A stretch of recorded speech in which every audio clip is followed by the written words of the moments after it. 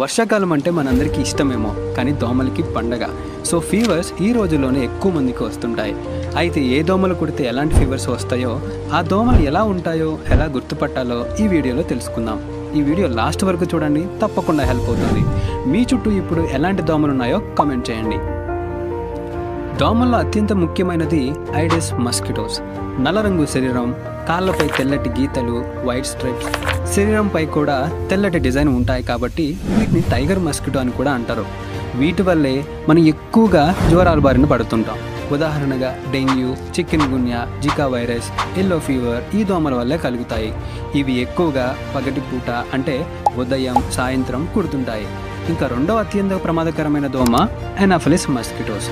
సాధారణంగా గోధుమ లేదా బూడిద రంగులో ఉంటాయి.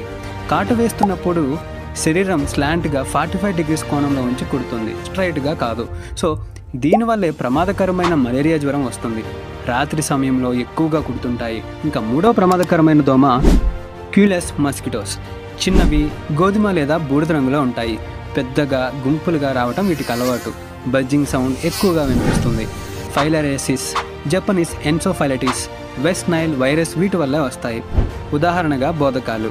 ఇవి అర్ధరాత్రి నుంచి తెల్లవారుజామున వరకు ఎక్కువగా కుడుతుంటాయి. So be careful.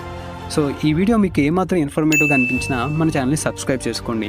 అలాగే ఇప్పుడు మీ చుట్టూ ఎలాంటి దోమలు ఉన్నాయో కామెంట్ చేయండి.